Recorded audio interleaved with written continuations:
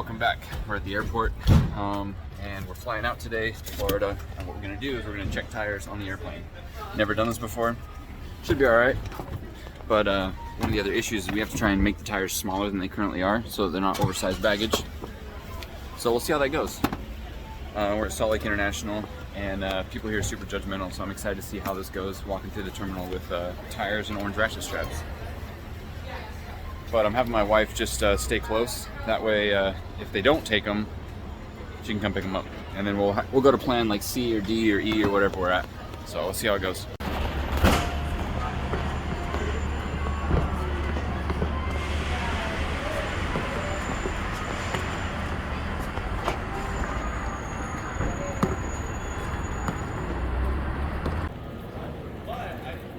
The helmet bag was trying to kill me. You having fun so far?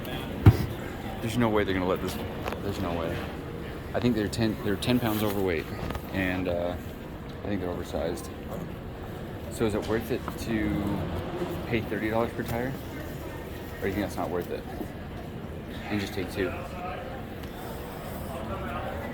That's really not gonna help us that much, you know. $30 a tire? Yeah, because I think it's $30 to check a bag, and if these are overweight, then it means we can only take one. And I think that's not worth it. The hassle, just to have 2 extra tires. No, I'm saying if we only take 2. Let's go see. I think it's going to cost $100 each, being overweight and oversized, but yeah, I think that's not worth it. I mean, I know that's not worth it. Let's go see what Delta says. Yeah, right? Well, I think we'll find something. Alright, so what we figured out is if one of us applies for this credit card through Delta, which Bailey's agreed to do, we get our first 2 bags waived, and so we're splitting up the 4 tires individually into 4 individual bags. That way they're not overweight, because the overweight charge is $100, so it'd be $130 to check 2 tires together, which is not worth it. So $260 total. Yeah, not worth it.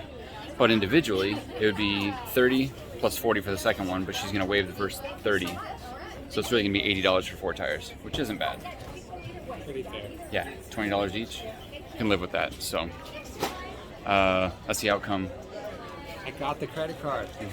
What? Which gives me basically a free flight. Should have done that. $80 total then for Okay, all the tires. awesome.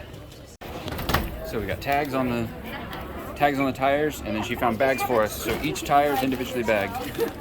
Perfect. These tires are traveling as good as we will. All right. Thank you, Shelly. We'll see you Goodbye, again. tire. We'll see you in Atlanta. Hopefully we see you again. I will Yes. be there. Thank you so much. There goes the tire. All 4 of them. Hopefully they all show up, huh? All right. All right. So that worked out pretty well. What was that? It was going to be $260, and we ended up paying $80. So that's not too bad. Not too bad. It's like 70% off. And she didn't. It's not like she was surprised by us bringing tires. She dealt with someone last week with the same issue. So as long as tires are not on wheels, you can check them. But if they're on wheels with pressure in them, that's when they turn it away. So not too bad. Not too bad. We got 4 tires on the way. Probably saved some money because, like, first of all, I couldn't get them in time. Second of all, they're already paid for. So like. And accelerators have doubled in price. These are still. Oh, that's right. You told me that. Yeah. So that's not bad. I just hope they don't get lost. That would be terrible, because then we'd have to drive back to Atlanta to get them if they show up later. Like, so that's the only thing, is I hope they all show up, and then we're not waiting at the airport. All right, let's go find our gate and get out of here. All right, so we made it on board the airplane. Ladies and gentlemen, the boarding door of the aircraft is closed. At this time, please remain seated with your seatbelt securely fastened. All cell phones and the portable electronic equipment either needs to be completely powered off or used in the airplane mode. Laptop computers, however, do need to be completely powered off and stowed at this time. Flight attendants, please secure your doors for pushback, cross-check, and all confidential.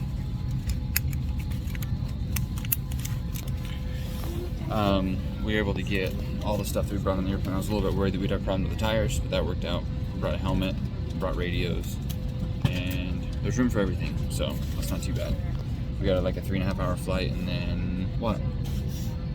There was room stashing the stuff in everybody else's compartments. It said first class only. I'm like, yeah, this is perfect. Normally you put stuff right up, you know, above where your seat is, but I was just looking for empty spots. We were like the last ones on the airplane, so I'm like, oh, there's a spot, put it there. There's a spot, put it there. So I gotta make sure I remember where everything went. But so today we fly, we arrive, we're getting a ride down to Alabama. We're gonna stay with my buddy Colton, and then tomorrow we ride out to Fort Walton Beach where the car is, and then we're gonna do some work on it. Mike has it 99% prepped. We're gonna make sure that the seat fits, do some basic stuff. Hopefully we can do a little bit of testing tomorrow. We're gonna go try and drive it on the street, but we'll see what happens. It's gonna be a wild weekend, so here we go. Let's hit it.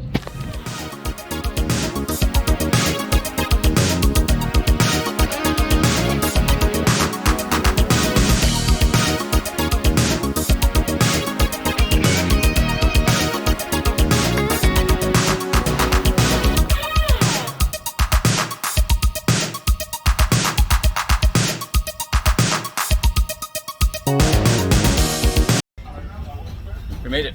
We landed in Atlanta and got off the plane pretty quick. I was watching out the window for the baggage claim guys, the guys that unload the bags, and I was looking for the tires, but we had to leave before I could see them. So now we get to go wait down below at the carousel till the tires arrive. Colton's here waiting. We got a 3.5 hour ride to get out of here and see where the day takes us.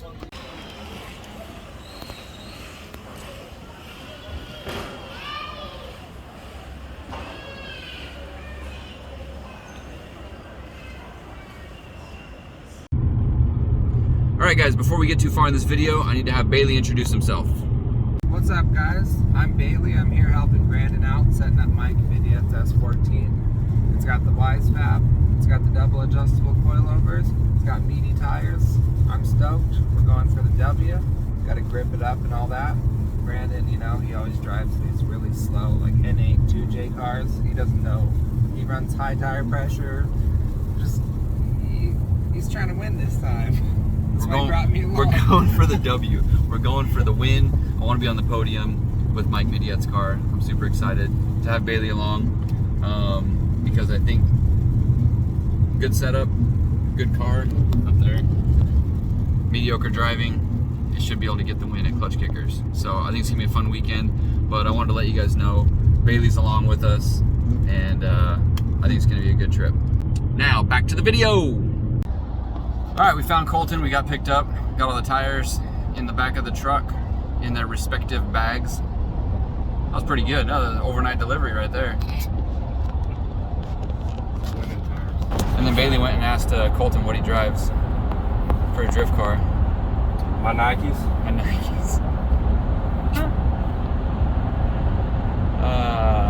Anyways, Colton has a Safiro for sale if anyone's looking for one. Calm down. It's nice. It needs an engine, needs a 2JZ. Just don't be like Brandon and want it and then back out after I spent 3 hours getting it ready to go. Oh, I talked to Russ last night. Forget him. And we talked about that car, and he's like, man, I should have bought it. I'm like, yeah, me too. Yep, $7 grand now. What was it before? 5. Man, I'll give you 5. Nope. What do you mean 7? I don't believe you. Deliver it. I'll give you 7 if you deliver it. Okay. I can't do it. It'll take me 90 days to get it there. 90 days. There's no Delta overnight wrapped in plastic tire delivery.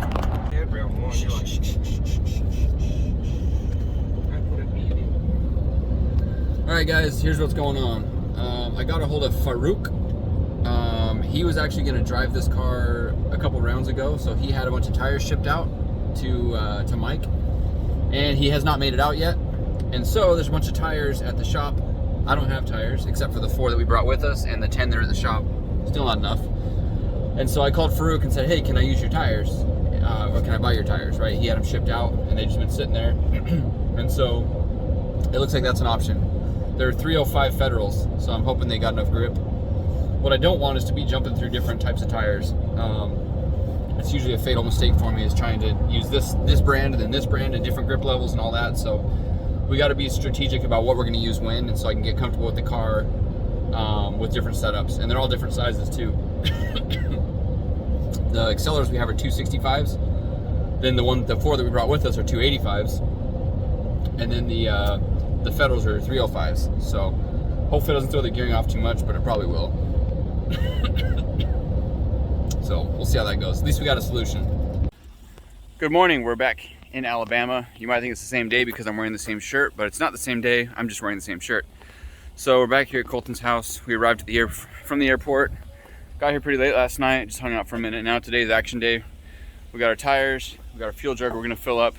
We gotta run into town, grab the trailer. Then we're gonna head down to Fort Walton Beach, which is about an hour and a half from here.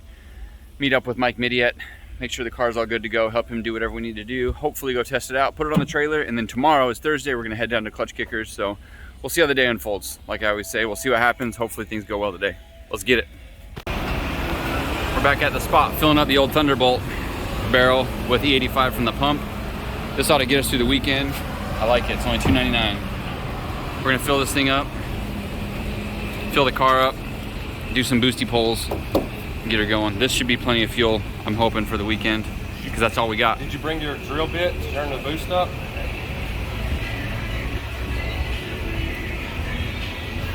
I don't like that joke, Colton. So I'm sitting here alone in the truck because everybody on the team decided that right now is the best time to get a haircut. So I'm just chilling. We've got a list of things to do, and a haircut is priority on that list. I mean, I don't need a haircut, right? I cut my own hair before I left, but the other guys that have hair need a hair. Oh, there he comes. What's he gonna say? Did he get a haircut? Oh, the music turning on. What are we doing? Hey, pretty boy, did you get your haircut? Yep. Oh, that was pretty fast. Yep. Oh, you weren't kidding about that. Yep. Looking good. Where are you leaving Bailey behind? Yep. Did he get a haircut? He's getting one now. Is he? Who's that? Huh? It's the video. Oh, hi. I was just making a joke about how getting haircuts was priority number one. It is. And it went a lot faster, so it's not funny. Now I'm backfire. Where are you going? I'm going to get my medicine. I left him here. Would you just be okay. quiet? All right, okay. Let me do this. Can I just be on my phone? Anyways, so apparently haircuts and medicine are two priorities because you'll die without either of those. Yep. Now we're leaving Bailey at the haircut place in the middle of Alabama. He's like, please don't leave me. It's too late for that. So I'll come back and get you. Yeah, but we don't have time for that. Sorry, Bailey.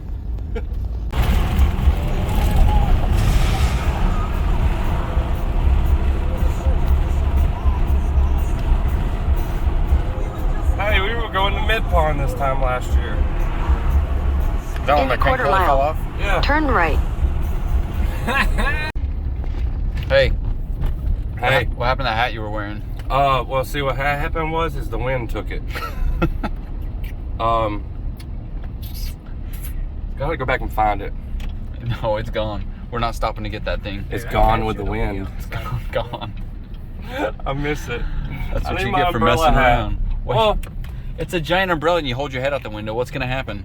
I figured I would have flew away with it. No. But I do got a big melon, so I thought it would stay on there. You know? So we're almost to our destination. It's Take a right. Where, right here? No, at the red light. Oh, okay. Doofus. 5:30. Right. We're showing up. We got to see what there is left to do. I don't know if we're gonna be able to test the car today. Here on Hollywood. Mm-hmm. Okay. I don't think it's gonna need a lot of work on it. And then, but we'll see where Mike's at, and then we got to load it up on the trailer also. All right, we made it to the Klutch Kickers facility. Here's the car, but more importantly, here's the man, Mike. Good to see you, buddy. You too, glad you made it. All right, once over. What do we got here? We got a turbo. Cool. Hey, get your fingers out of there. Sorry. We got a cam gear, throttle body. That's all we need to know. What else do we need? Jixer coil packs. Oh, I didn't see that. Is that the U-Haul special? Yes. Fancy. Yeah. Those are the ones you tell me you have to have special plugs for them? Spark plugs? Yeah. Yeah. Looking fresh.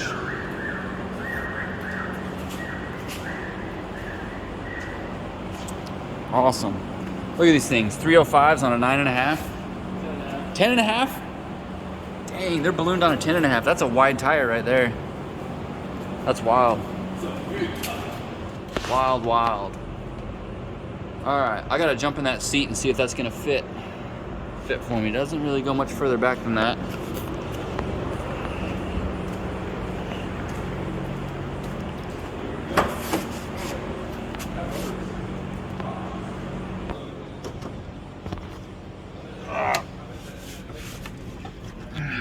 Okay, what we got going on in here? Oh, seatbelt's buckled. Kind of a tight fit. Seat belt. Oh, there we go.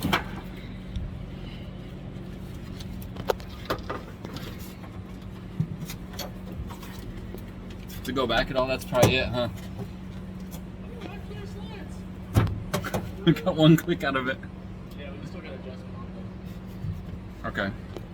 So regarding the seat, I was worried that it was gonna be too narrow this way, but it's not. It actually fits me pretty well. And we do have another seat. It's a little bit wider, but it also, like, I don't see a huge difference. They're both comfortable, they're both pretty good. But the issue I'm running into is I'm trying to get the seat to go lower and to sit back a little bit like that. And so back and down. And what we're running into is that it's hitting the cage right here.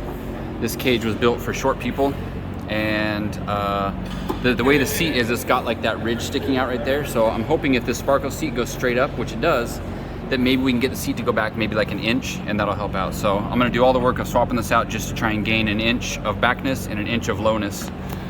And this seat looks like the tilt on the back is a little bit different, and it doesn't have a huge ridge sticking out here. So we decided to make a different bracket for this to get the seat as low and as far back as possible. So we're gonna use these slider brackets, modify them a little bit. I'm gonna take the bottoms off and use what we got left out of here. That's a good cut. That was a good cut. Nice job. And then we'll use the Sparko side mounts, and then we'll graft that to what we need from this and get the seat where we need it. One of the issues is the roll cage was built for not super tall people, so that's going to be our restriction. We'll put it as far back as we can for that, and there's still adjustment in the bolt holes on there, so in the future we'll be able to move it a little bit forward, back, up, down, and adjust the tilt on it. So if someone's really short, we should be able to make that work. So we're cutting up pieces to make the seat fit. I got to get everything ready to weld.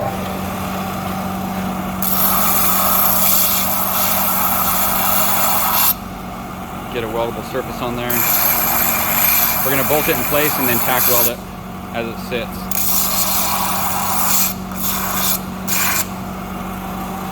And hopefully all that will work out.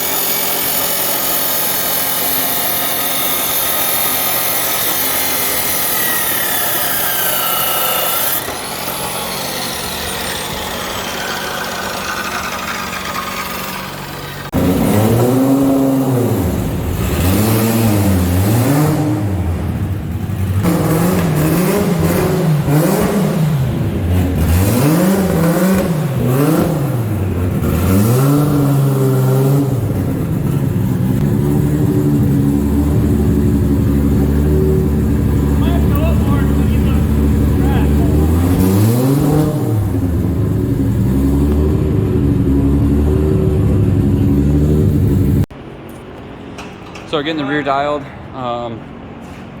Mike's got this cool thing in the floor. They strap the car down, so it puts weight on it, so they can do toe adjustment at static height and then compressed height, which is mimics the squat that the car will have, so you can maximize the contact patch under squat. Pretty rad. And dialed. Was it pretty far off from where you wanted it? Yeah, I think we're like 0.5. Dude, that's squatted. Look at that. Yeah, I'm not sure if it's really a squat. It's got 305s. Look at that. Yeah, in theory, once I let off the straps, I should be at like 0.7. Positive. Word. All right, we got the car up in the air because we're doing a nut and bolt check, and Mike said the dyno was so rough on his car that his wing fell off. The wing fell off the car as they were dynoing. It blows my mind. Oh yeah, you missed a call when you were upstairs. Forgot to tell you that. Okay, we're actually, while we're under here, we're gonna do an exhaust.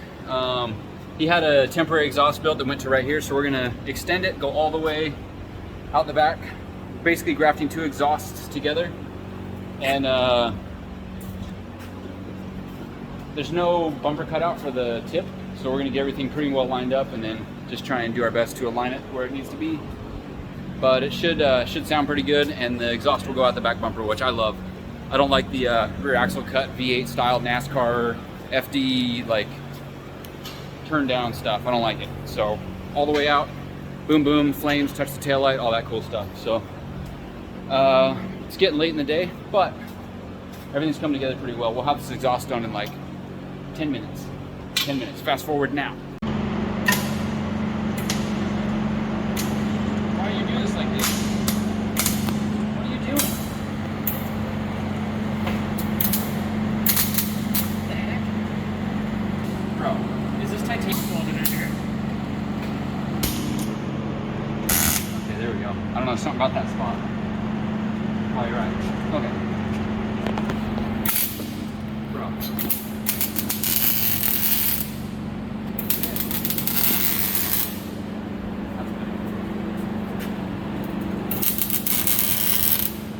Did you film that part where I was struggling? Yeah. I don't like people seeing my struggles. Well, I paused it. I thought that was your whole YouTube. Yeah, you're right. They need to see your struggles. Well, this one. Well, we can manipulate this too. I seen your weld. You're getting a grinder for Christmas.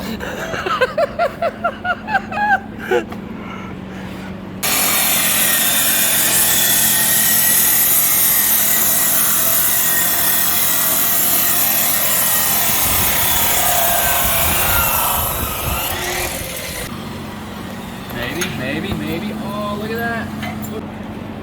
What do you think, Mike?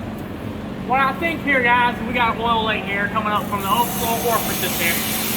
And it's probably this chilling valve or tight valve covers for $1,000, still leaking. Not sure. $1,000 valve covers. Yeah, I'm not sure why they put the fucking spaghetti noodle gasket in there when you perfectly could have just put the OEM gasket in there. $1,000 fucking dollars. Let me tell you what you done wrong. You didn't use enough RTV. Oh, there's so much RTV. Not enough. Take the spaghetti gasket out there. RTV more.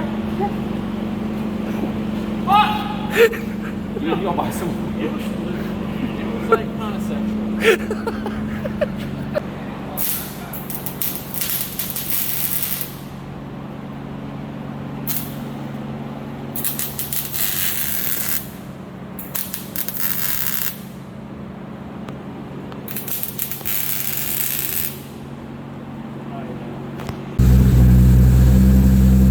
So it's a little bit quieter with the muffler on it. Still sounds good. Mike, give her some sauce.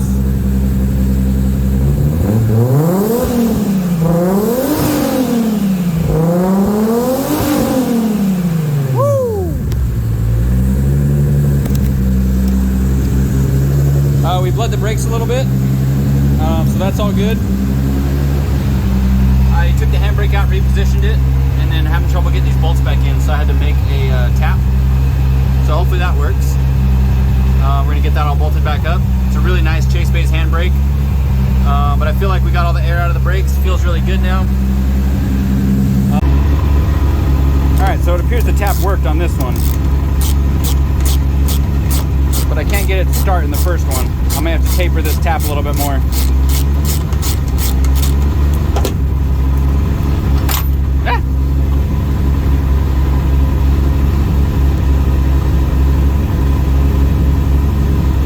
So I gotta get to start in that one. Nice.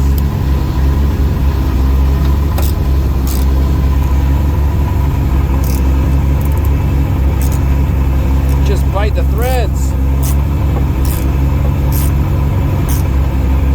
Maybe. It's kinda going.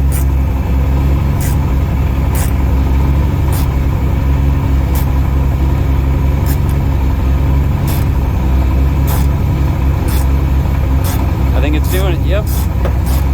My homemade tap ended up working. Doesn't happen too often. That's just what we needed. But the good news is, Colton came back with pizza. So I'm gonna go get some pizza right now. Mike's got the power probe going. Power probe struggling. Is it coming out? Yeah, it's pumping. We're pumping gear oil with a pump, like an electric pump. This is sick. But it's so thick that the power probe's like, nah. But you know what? It's got self-protecting features. Are you holding the reset switch down? Priming it. I'm pulsing. There's 2 ways to kill a power probe, and this is one of them. We just did a gear change from a 412 to a 4.7. And if we calculate based on a tire size and 8,000 RPM rev limit, then it's 130 miles per hour. So 130 is pretty high wheel speed, but that's calculated at 8,000 RPM. This thing will probably hit the sweet spot at like 65, you said? Towards making good power? I know hit 65. Really? And it was making 700 at 65? Yeah, so this will have no problem. I changed the rev limit back to This seems to be a smoke machine. We're gonna go through tires faster than I was thinking. All right, so we decided I need to make a shifter. I was trying to shift this thing, and you see how far it rakes back. When I go to shift it, my arm hits the seat because it's so far back. It needs to be more vertical, but I'm not gonna cut up this nice shifter here, so I'm gonna make one from scratch. So what I've done is I found a piece of the seat bracket we were using. I've notched the bottom to match this size right there. It's a little bit too wide. I got that to fit, so now I just gotta blast 2 holes in it. And we gotta put a shift knob on it of some sort. Bailey says we should strengthen it with this. We'll put a bolt on top to thread the stock shift knob on. I'll probably round these edges off so I don't catch my hand on it and cut them. And I think we'll be good. So yeah, it's getting really late. This is the type of work I do when it's 12:30 a.m. and we gotta wake up at 7.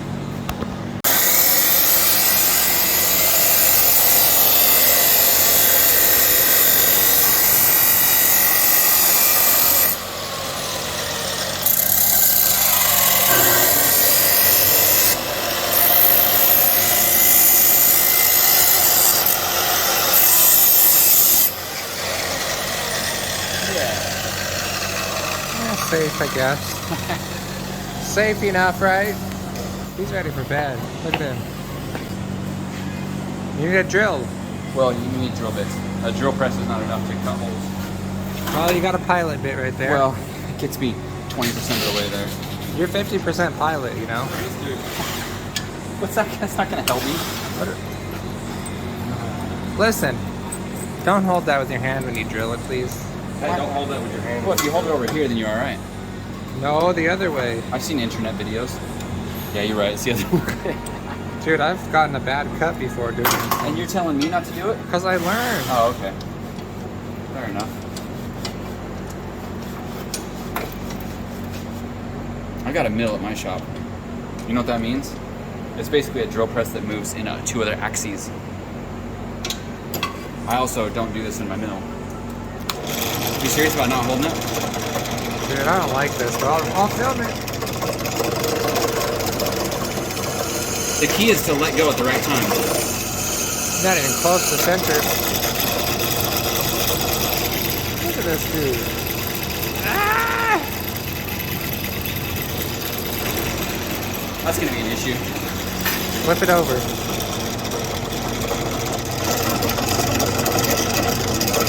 Now he's centered. Kind of.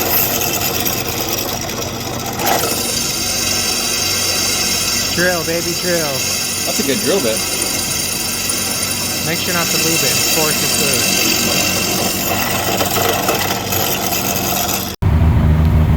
Look at this fine masterpiece.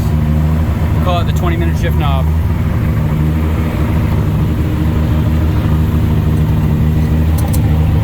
Oh yeah, precision.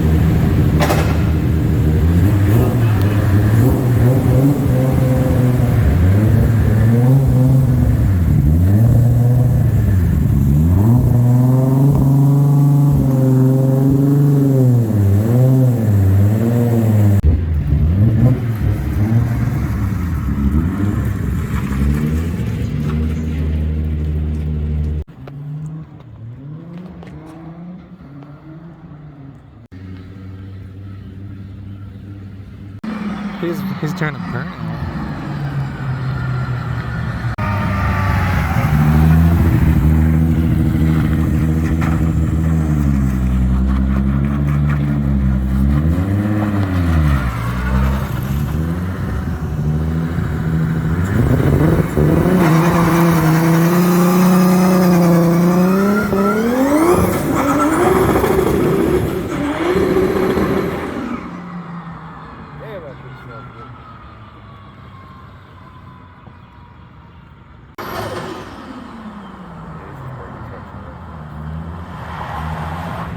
Hey, the hydro works. Sweet. Okay, thumbs up.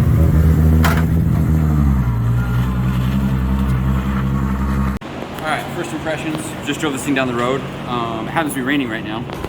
So this car, the last car I drove that was like this was Trenton's car, so I'm making comparisons to that. This obviously has a bigger turbo. This is going to make more horsepower. Therefore, it is more laggy. Even in the rain, it took a minute to get on boost.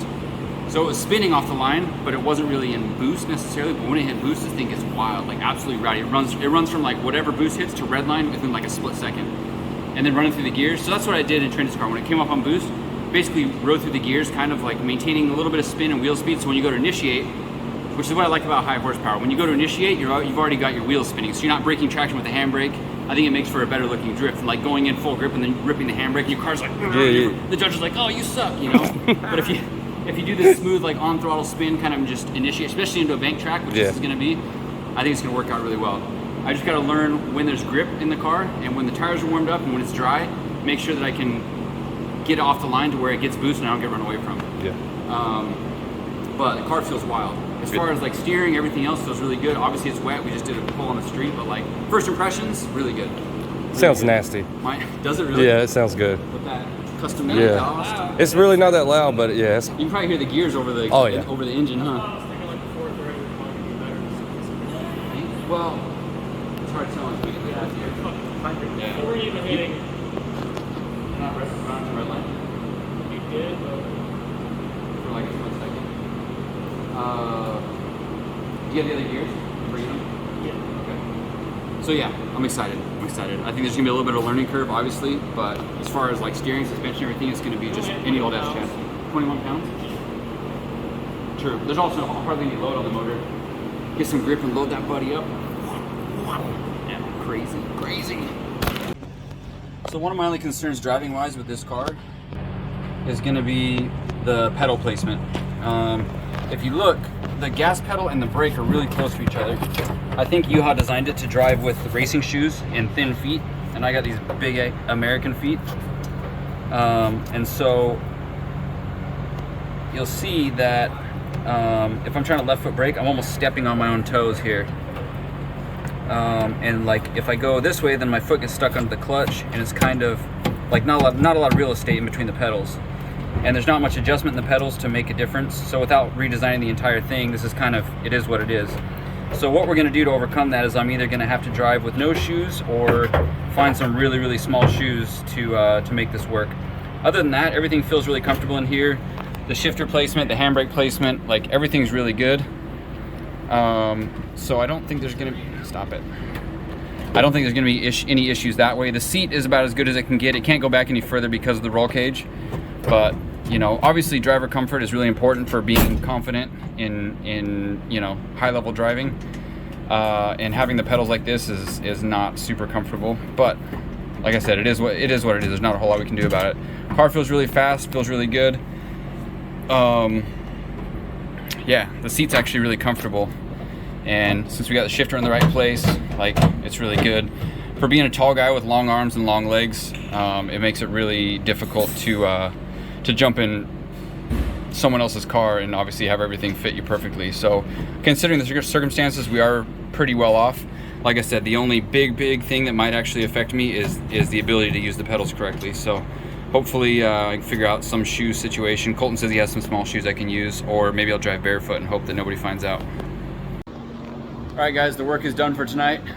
Thanks for watching. We got a lot more to come this weekend, and stay tuned because things are gonna get wild, hopefully. We got a long drive tomorrow. It's gonna be kind of boring, but then when we get to the track, We got to do a little bit more prep on the car. We got to make sure everything's good in the pits.